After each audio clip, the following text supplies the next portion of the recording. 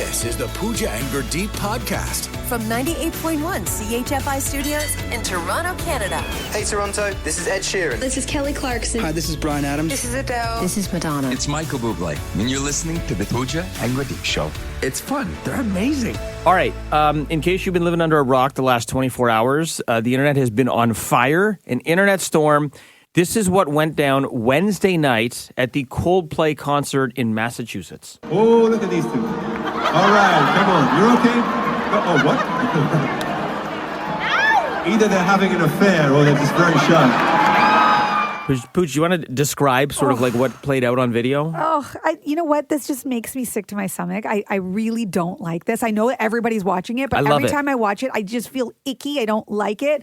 But basically, we went to the Coldplay concert, so we know he does this. He'll pan over to somebody in the audience, and then he usually writes a song on the spot. It's like a kiss cam where he puts people on, and sometimes they're in banana costumes. Sometimes their friends will give each other a kiss. Sometimes it's people full on making out. Yeah. And he just ad-libs, he riffs, and it's great. And it's usually really fun until this time when they put the spotlight on a couple that looked like they were just enjoying the show. They were embracing one another. Yes. And then when they got the spotlight on them, she immediately turned around, covered her face, and then he, I guess, like his reaction was the best. He was in quicksand, and suddenly, like, his hands were up in the air. And it was behind, like, a glass barrier. You're still going to be seen, even if you duck. He just ducked. So, like, everybody was... So, if you heard what Chris Martin said there, he goes, oh, they're either very shy or they're having an affair. Ha, ha, ha, jokingly. Turns out he accidentally nailed it with the second guess. So... the internet went nuts. Allegedly. Allegedly. And this is why the internet is such a crazy place. So the person who originally posted that on TikTok, I just checked, that video, that little clip you saw has now been viewed in the last less than 24 hours, more than 40 million times on TikTok. It's the CEO of a software company called Astronomer. His name is Andy Byron. He was seen canoodling with the woman who happens to be the head of HR for the same company. No, not HR. HR. You know better, HR. Kristen Cabot is her name. As you said, he ducked out a screen. She turned around, and it turns out, Chris Martin was correct with this. Andy Byron is married with 2 kids. This is the part we don't like. It's probably going to wind up breaking up a family. She has since, her name was hyphenated on Facebook. She dropped the Byron from the hyphenation. She has since deactivated her LinkedIn. He has deactivated his LinkedIn because the comments were flying in. So has Kristen Cabot, who allegedly is recently divorced. So the internet is just having a field day with this. I'm wondering, do you think if they didn't react, they're on the camera and they didn't react and they just like kept canoodling, this would even be a story? Like, yes, maybe some people might have recognized them, but nobody would be posting it. They did the opposite of whatever playing it cool is. If they had panicked. If they had just kept canoodling, like I'd never heard of Astronomer, the software company. I'd never heard of Andy Byron. This just would have been a moment at a show. Everyone would have went, they would have moved on to the people in banana costumes and life would have continued. They handled this horribly. And then the person beside them who was just smiling and laughing, who's also complicit in this. Like, there's so many layers to this. There needs to be like an ESPN 30 for 30, like Zapruder film, full breakdown of exactly what happened here. You could just spend, hours in the comment section alone. And some of it is really, really entertaining. And some of it is just downright nasty because the internet is interneting. We don't love adultery, but this is when, to me, the internet is at its best, when there's a story like this breaking in real time and the internet flexes its muscle with the creativity of the memes and the comments. And it was so funny, and I was on my phone for hours yesterday, and I'm not ashamed about it. I find it like, no, I hate when the internet does this because it's so clever, though. My problem is I try to picture if a friend came to me and said, I need some advice. I just got caught cheating. My life is over. It's ruined. I'm done. What would my advice be? I wouldn't be like, well, you shouldn't have done it in the first place. You're right. Your life is over. Ha ha. I would be like, you made a mistake. Yes, it's horrible. Don't get me wrong. It's the biggest betrayal between a partner. Like, cheating is not good. You need to re-examine why you weren't just honest with your partner in the first place. You got to learn from this. You got to grow from this. All those things. That would be my advice. Read the comments in the comment section. That's not what people are saying. Mm-hmm. Well, I mean, there's some culpability there too. I mean, if you're having an affair, you're at a Coldplay concert with 50,000 people in public. It's not the smartest thing. But here's what we want to know. Let's try and help these two out. And we don't know. Kristen Cabot recently divorced. That's an unconfirmed report. So with Andy Byron, we do know he's married with 2 kids. We do know his wife's probably going to get hooked up. His net worth, by the way, it's speculated to be between $20 to $70 million. So his wife is Going to be rocking a new Porsche probably this weekend and probably a lot more. From CHFI Studios, It's the Pooja and Gurdeep podcast. So you and I did a whole friendship therapy with a therapist where she mandated us to hang out once a quarter. Sounds like a prison sentence.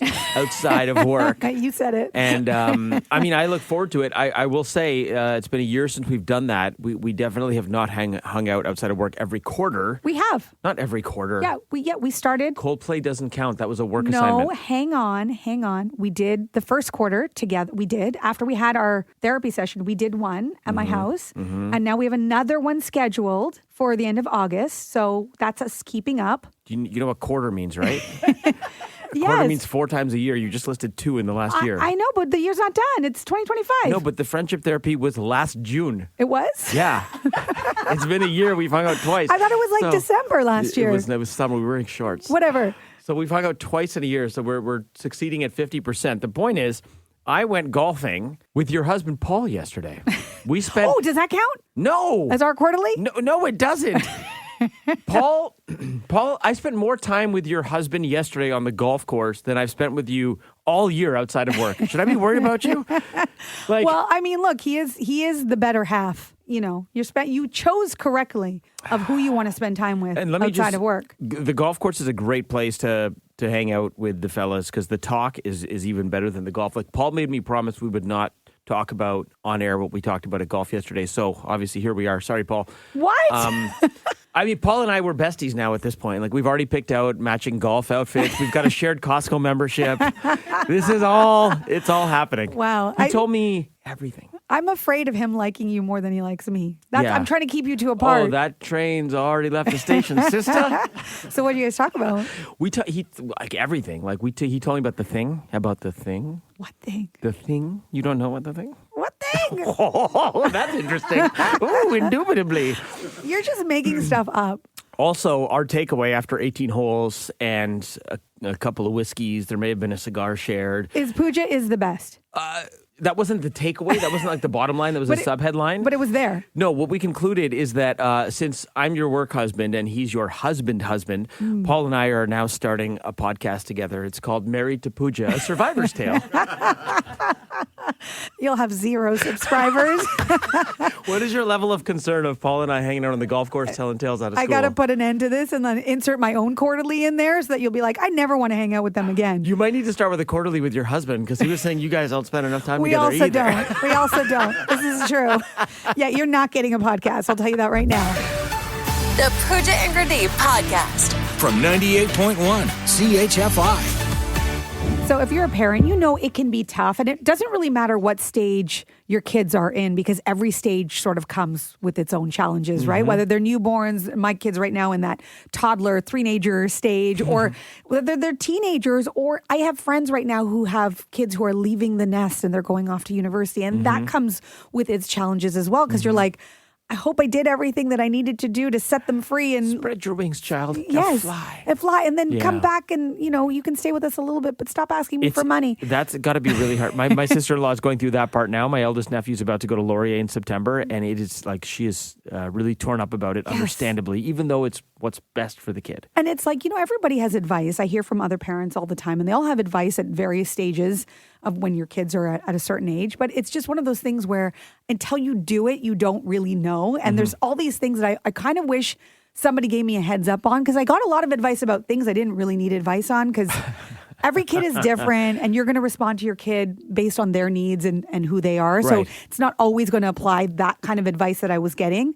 But the stuff that I wish people told me, which I think is universal, is I wish somebody had just told me that, like, you are going to be forever changed and you're not going to be the you were before you had kids. And that's okay. Okay. Because I keep thinking, like, soon I'll just get back to like the old Pooja. Soon I'll get back to the old Pooja who like remembers stuff and who's not And has her voice all the time. Yeah, who's not overwhelmed, who's not Yeah. tired all the time. But the truth of the matter is like, no, you're forever changed. And it doesn't mean for the worse, like for the better, but you're gonna change and don't try to chase going back to what it was. Right. And we can almost look down the timeline here because you've got a 2 and a 3-year-old. And then Steph, who's been a mom for longer, has a 14-year-old and a 15 15 and and 12. almost 13. 15 and 13. Okay. So What were the things you were never told before becoming a parent? Everything. But it's funny because I remember when they were both born, they're like 2 years apart, so it was always around the same time I would hear, really enjoy this because I know it's the hardest part, but they're not going to be babies forever. I want to tell all the parents out there and the parents that have older kids know this. The baby part is not the hardest part. Oh, it gets harder. It is so much harder later. There's like a little kind of like, it's the calm before the storm, and there's like the eye of the storm in between the ages of like, I'm going to say 5 and like 10. That's the hardest part, you think? No. Amazing. Oh, okay. And then Things it is like change. the worst.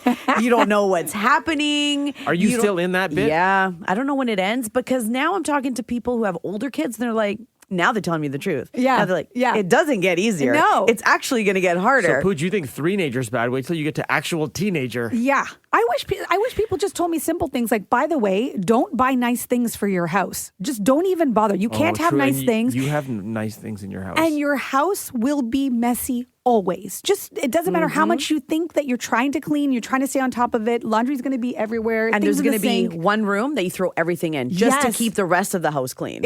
I actually have 2 of those rooms currently. Scotch Guard everything you own. Yes. Oh, yes. And Scotch Guard. I mean, which is not, I don't think, safe for kids, but still something to help you with all the stains. And save your money. Don't buy them all the cute name brand stuff because they'll wear it once and it's a waste And of then money. it's Wait till done. they're older and they stop growing. Yeah. Yeah. I'm all about the hand-me-downs Yeah. in that situation. Should I be but- like taking notes and stuff? Or- Yes. Yeah, I mean, if people tell you the truth, I wish there was like, what were you never told before becoming a parent? The stuff, not the okay. stuff that everybody tells you, the stuff that you were never told. Great texts coming in here at 981-981. Carolina from Vaughan says that there will be times when negotiating/arguing with a 3-year-old is worse than with an adult. This is true. Is that true? I've seen you negotiate with Sia and Bodhi, and at times I'm like, I feel for you, man. You need so much patience, and you do have to bite your tongue a lot. Can Paul like lawyer them into like winning an argument? Oh, no, he folds. Oh, he folds folds? like a cheap Wow. suit. Yes, Oh, wow. yes. Jen from Aaron, what is that thing for you? Something you were never told before becoming a parent. That by the time I was in my mid-30s, I would need a mouth guard from clenching my jaw so much. Oh, my. Oh, no. Oh, my. Is that just like anxiety clenching? It's like frustration clenching. I literally went to the dentist and she was like, do you grind your teeth? And I said, I don't think so. And she says, do you have kids? And I said, yes, I do. She says, then you clench your jaw and grind your teeth. Oh. And it's just subconscious. Oh. Do you know that I do that right now, but it's because they're so cute? Because my dentist said the same thing. They're like, are you grinding your teeth? I'm like, I don't think so. But I know that like I will clench them when I'm like, you're so cute, Julia. You're cuter. I do the same thing with Coffee the Pooch. Yeah, totally. We all basically my takeaway is we all need mouth guards. Pretty much, yeah. But I wish somebody had told us, right? Right? Exactly. Hopefully you caught it before your enamel wore away too much, Jen. Thanks so much for the call. Thanks. I love this text coming in here because my mom would complain about this all the time as kids, rightfully so.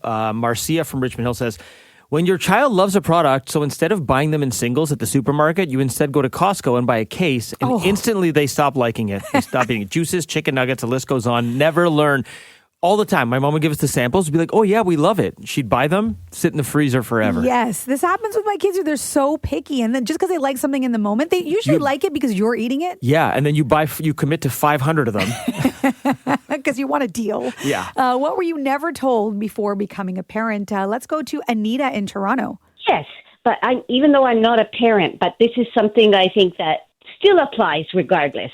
Nobody told me how much I would love my nieces and nephews. Like, they might as well be my own in that sense, because I couldn't love them anymore if they were my own. So I think that's something that a lot of parents may not even realize before they become parents, is how much they are going to love those kids, It's so and they true. would do anything for them. Now, mind you, you can give them back when you're the aunt. So there's... That's the fun part. That's the, yeah. To take them out, do fun stuff, get them on a sugar high, and then send them home when they're coming down and angry and hungry and tired, I often get the term, and I'm flattered to be called a funkle. What's the funkle equivalent term for the aunt? We're going to have to workshop that one a little bit. Yeah, I think so. I don't want to. We'll have to give that some thought. That's a good. I'll text you with a good one. That's your homework assignment for the morning. You text us at 981-981. You let us know.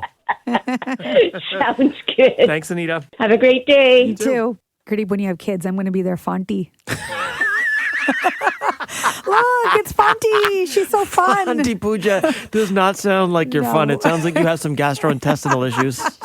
So what were you never told before becoming a parent? I'll read one last text here from Chris and Barry. When babies sneeze, it comes out of both ends. Is that true? Yes. From CHFI Studios, It's the Pooja and Gurdeep podcast the Daily Double. with Pooja and Gurdeep. We got 2 stories you need to know, Pooch. What do you got? So if you are a fan of Christopher Nolan, you probably already know about his next film. It's called The Odyssey. It stars Matt Damon. It's set to release next year. Okay, but get this.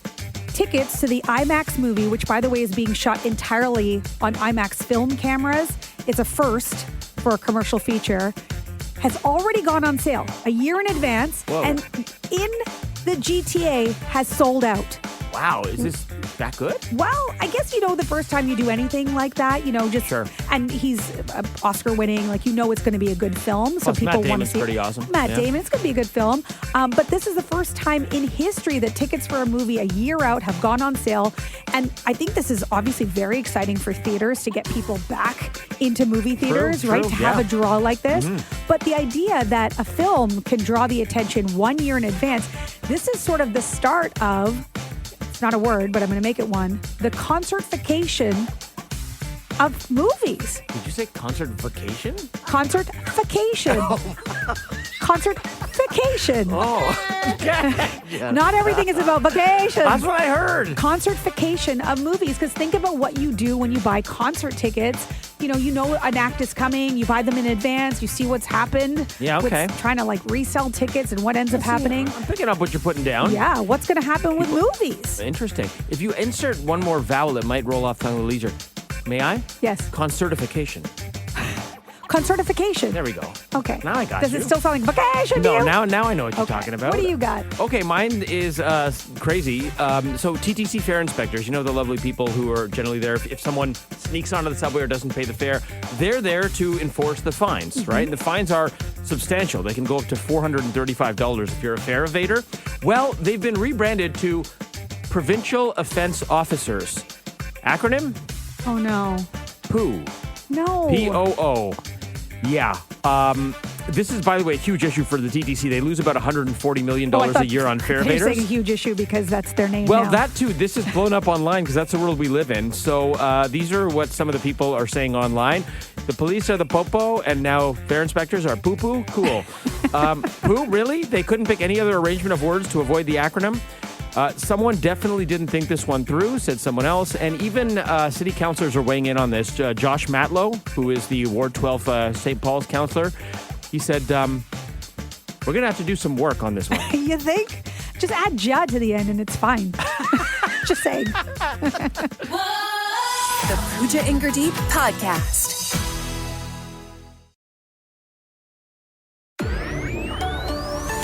This is the Pooja and Gurdeep podcast. Well, this is a positive day for everyone to take part in. It's Try Something New Day. So you got to go and try something new today. We could all be better at this, right? Yeah. You get stuck in your comfort zone of just enjoying the things you normally like. Why not try something new? And I thought this was a good opportunity to try the viral pasta that everybody's talking about. It's called strawberry pasta. Have you heard of this? Is everyone really talking about it? No. No, nobody's talking about it. But online, it went viral. Strawberry pasta? Strawberry pasta. It's because Iga Swiatek, who's the third-ranked female singles player in tennis, Yes. she just won the Wimbledon final. Yeah.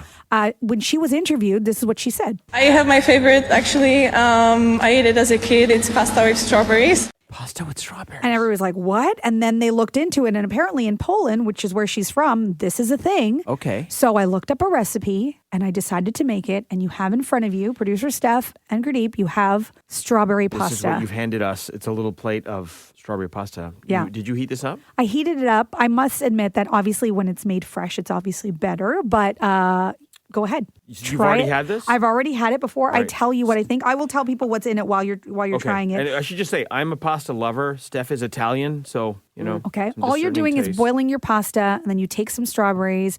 You take the stalks off, mix in some sugar. It's a lot of sugar, by the way, and then a dollop of Greek yogurt, and then It's not It's not terrible, but horrible, but it's weird. It's weird that I'm eating pasta. you know the story of with strawberries. I told about my brother making spaghetti noodles in the sink? yeah. The spaghetti noodles taste like those, like the warm sink noodles my brother made me when he was gosh, 5. is that just because of the temperature? Or what I about think the actual I think taste? it's the temperature. It's like dessert pasta. It's dessert pasta. There's no tomato sauce because when you first said it, I'm like, ew, there's going to be strawberries in the tomato sauce. So it's not horrible, but it's not. yeah, like it's I'm not gonna right. I'm gonna eat some more because I'm hungry. I was gonna say I tried it and I actually liked it, and then I gave it to my kids and Gurdeep would they love it. liked it. Oh yeah. And I was like, and then I gave it to my husband and he liked it. So I kind of understand why it's this viral pasta. You know when you go to you used to go to like the Pizza Hut buffet and there was like Yes. pizza and then there was like the Trizza pizza, the dessert Oh, pizza. the dessert pizza. This tastes like the dessert pasta, like the equivalent of that. Yeah, So it's not bad. It's just weird. Like, I think it's just my brain trying to process that I'm having like pasta and it tastes like dessert. Yes. It's a disconnect. Yeah, Like my yeah. brain is expecting like spicy sausage penne. Yes. And instead I'm getting sweet lukewarm spaghetti So strawberry. if you want to make this and you will try it for yourself, you're just boiling pasta, you're getting your strawberries, you wash them, you take the stalks off, and all you do is add 2 tablespoons of sugar over it. It's growing on me. And then a dollop of Greek yogurt, and then you mix them together, and this is what you get. I think you just like saying dollop. Try something new. And guess what? I already know what we're going to... Should this be a regular thing? Should we try something new here? I think you bringing us food on Tuesdays should absolutely be a regular thing. I think you should do some for us as well. But Tom Hanks also went viral for what he's calling the American Aperol Spritz. I think we should try that on the show. You sounded like Tom Hanks when you said that. Don't mess up the Aperol Spritz. From CHFI Studios, It's the Pooja and Gurdeep podcast. You know I like to bring you surveys, right? I like to bring you surveys, especially when they're shocking, when the results are shocking. And this one was shocking to me. I'm not going to lie. They were Americans I feel like who were polled. you're gonna cause problems for couples this morning. That's what you're gonna do with No, this. it's not me. I can't help that 43% of Americans who were surveyed in this survey said they'd be willing to leave their romantic partner for $1 million. Honestly, 43% feels low. What? Okay, hear me out. Okay, $1 million can't do much for you these days. It's enough to get you out the door. So here's the thing: the divorce rate is what, 50%, right? That's the Okay. accepted number. So those folks are leaving for not $1 million. They're just leaving because it ain't good. So They were you would- leaving anyway, is your point? Yeah, like the dissatisfaction rate in marriages is 50%. So I would assume that if you're adding $1 million to the equation, the number is going to be higher than 50%. 50% is a baseline. I would think this would up it to like 60, 70. I just think that if somebody's asking you this question, you just like your moral compass tells you not to say, yeah, I'd take $1 million. You just be like, no, that's wrong. I didn't marry my partner for money. I married my partner for love. Sure, that's you got into it with the right intentions, but Yeah. now you had 15 years, a bunch of arguments, maybe some kids that are not what you thought they'd be. And now you're like, Your kids you're like- are a disappointment. You're like $1 million for a fresh start. I'll take it. You don't get to go away and start a new life. Is that not how it works? No, you get $1 million in your bank account. This survey tells me that like 57% of people were maybe lying a little bit. That's what I'm thinking. I'm thinking that this isn't even like the true. It's got to be feeling. higher. It must be because these are people who are saying 43% are saying yes, they would. More people, maybe, but this goes back to, do you remember that movie Indecent Proposal? Oh, yeah, but that was for one night. That was one night and people thought that was obnoxious. And that was $1 million in the 90s. With inflation now, that'd be a lot more. Yeah. So This is like go away forever for $1 million. Yes. I don't know. I'm finding this one hard to believe. And I know our audience, I know who's listening right now. They're probably like, there's no way. Okay. There's no way. So listen, I'm not married, so I got to ask. Your answer obviously would be no. Well, I mean, if I get to run away and start a new life with a new identity, Maybe. No, I'm kidding. No, absolutely. The answer is no. Right. Okay. No, there's no amount of money. Yeah, I mean, your husband's awesome. If you asked me like 8 years ago, I'd have been like, yes. Okay, but Now, you're ready to leave no. for no money. That's right. That's a valid point because I would have been like, I'm ready to leave. You're giving me $1 million. I'm out. As I was making my case, I could feel Steph in my peripheral vision just aggressively nodding. Like, yeah, what he said. Yeah. Also, the only thing that might turn me off is I'd be like, wait, then once we get divorced, does he get half of that? No. No, that's yours. Good. Yeah, that's yours. And no tax man, right? Like, that's yours. It's like Price is Right money. It's like a mill. We're making the rules up as we go along. But I want to know from you, would you leave your partner for $1 million? We're asking that? We're asking because I don't think we're going to find it. I don't think we are. Okay. 5 calls? Decide it all. So would you leave your partner for $1 million? 5 calls decided all this after there was a survey that revealed 43% of Americans would be willing to leave their romantic partner for $1 million. Not more, not less. And you were appalled by this. $1 million. I'm like, really? Yeah. Really? That many people? Okay, we'll let you tell us. 5 calls decided all. Bob in Toronto, would you leave your partner for $1 million? For $1 million? You're damn right, baby. I'd leave my wife for $1 million. Hold on, I missed that. Say again? Bob said 100% he's leaving for $1 million. What? Oh, absolutely. Come on, $1 million will go a long way in these times. Is your wife within earshot? No, she's sleeping. Okay, No. she's sleeping. He knows better. He knows better. Bob, your vote's been counted. Thank you. Thank you. Have a great day, guys. You too. You too. Cindy from Newmarket. So would you leave your partner for $1 million? Yes or no? I think I would. You would? How come? Well, because I think you could do so much more for yourself than you could do for two. So, and maybe you could take $2 million and then meet up with them later. Meet up with them later. Rekindle the romance now that you're rich. Okay, so now I'm curious. Okay, would you leave for like $500,000? No, because you couldn't even buy a house for that. Okay, fair. Yeah, Okay, come your number's on, $1 be million. realistic, Your Gurdeep. vote's been counted, Cindy. Thank you. Okay, thanks. Bye-bye. Have a good day. Roger from Georgetown. Good morning. Would you leave your partner for $1 million? No. No. Thank you, How come? Roger. No. In June, a month ago, we were married 40 years. No, I certainly would. Oh, I love that. Happy 40th. Okay. What's the secret, Roger? Yes, dear, you're right. Noted. Plain and simple. That's Your good. vote's been counted. Thank you, Roger. You're welcome. Bye. Bye. Hyman from Brampton. What do you think? No, never leave my partner for $1 million. What about Never. What about like 10 million? No. I heard a pause. No. Gurdeep, come on. I when know. When you build something, Yes. trust me, you make that foundation, you nurture it, right? Mm-hmm. $1 million, $10 million has no value on it. That's fair. I guess in fair, I've never built anything. I've only torn things down. So yeah.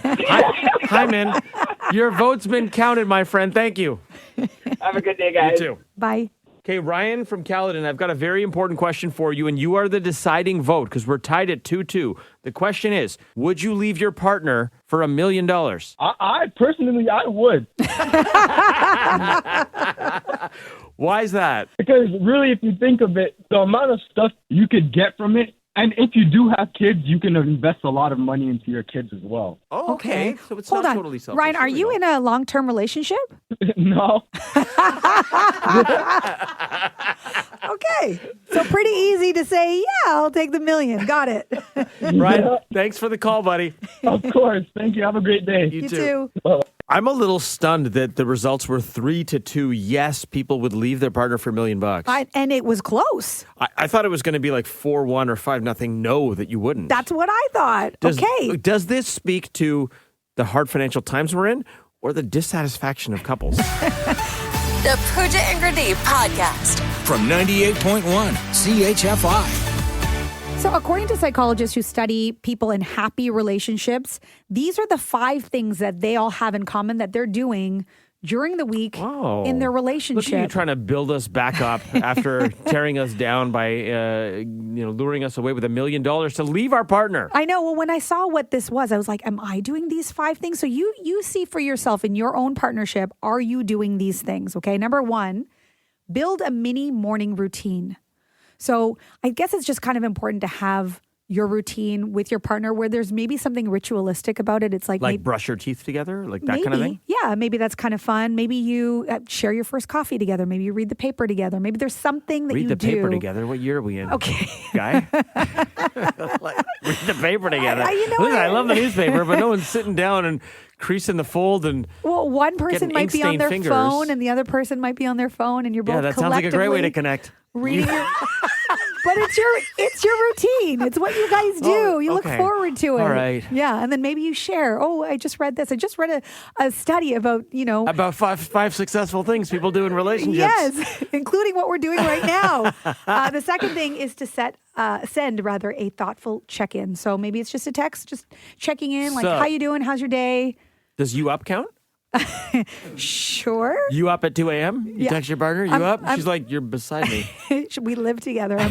You know when I'm up. You're right here. The next one is take time to reset individually, which I think is important because, you need your own sort of me time as well. Okay. And you got to take the time to do that. It's not everything's together. So separate bedrooms?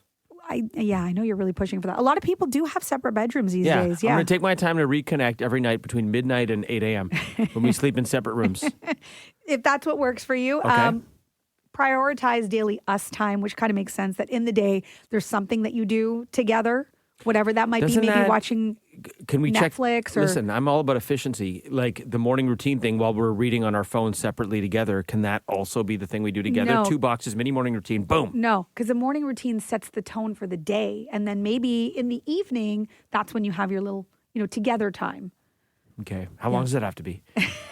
No, too many. I'm just trying to think like practically. The days is only so many hours.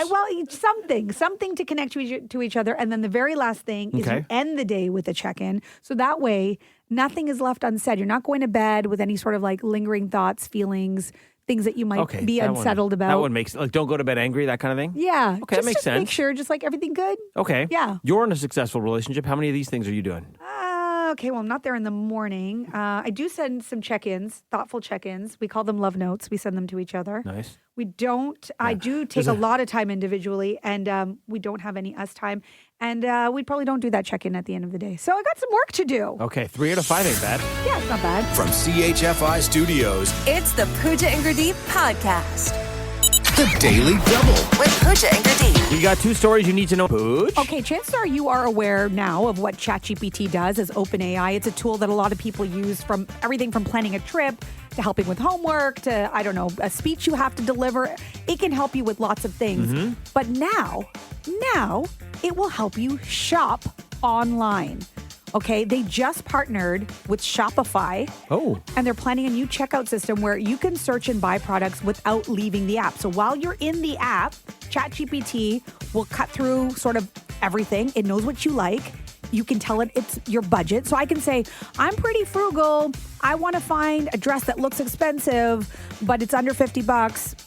Send me what you got, and it will do it based on your prompts. Impressive. And it knows you, right? So it's basically like your best friend? It basically is. It's like your personal shopping assistant. And the nice thing here is this is how they're going to also make money because we don't have traditional ads on ChatGPT, right? So this way they're going to get a cut of whatever you end up buying. Oh. So now businesses... But then are they giving you unbiased advice or are they giving you advice with the brands that they're linked with? Interesting. So for now, it would probably be unbiased to begin with, but I'm sure these businesses are now going to all come up with tools get their of how claws to in it. influence, because they're now our ChatGPT is the new influencer. Oh, it's replacing the influencer too? Yes. Oh. The only thing is it's not in a scandalous bikini shot, but otherwise it's an influencer. Yet. Till we get hot bots. Yes. You know what I've got, Pooch. I'm all over this astronomer, Coldplay, scandal. Okay, so I'm just think of the next board meeting, because we haven't heard that Andy Byron is going to step down or that Kristen Cabot is going to step down. We don't know. Maybe that'll happen. But imagine rolling into work on Monday, board meeting. Imagine you. Famous for elevator small talk. You're coming to work and you get stuck in the elevator with Andy Byron. What do you say? Oh, I'd be like, and everything was yellow. Really? I just sing a Coldplay song. Okay, first of all, not the lyrics, close enough, whatever. but yes. Like that board meeting, one of the interesting theories I've seen, I love a good conspiracy theory. Someone's like, This was all set up to raise the awareness of astronomer. I didn't know what the heck Oh, astronomer come on. was before yesterday. Now I know it's a software company and I know all about it. I know its corporate structure. You know where their headquarters are located? There is so much. There's so many tentacles to this story, and I'm here to consume all of them. Okay, and deliver them to us. Oh, yeah, I'll have another one for you at 7:48 that you're going to love. I will get into the third person, the mystery person, the girl laughing to the side. Who is she? Oh my What was she gosh. laughing about? I'm shocked you don't like reality TV because you are all over this reality Because TV this scenario. is real. Thanks for listening to the Pooja and Gurdeep podcast. Listen to Pooja and Gurdeep live weekday mornings from 5 to 9. Only on 98.1 CHFI. Toronto's perfect music mix.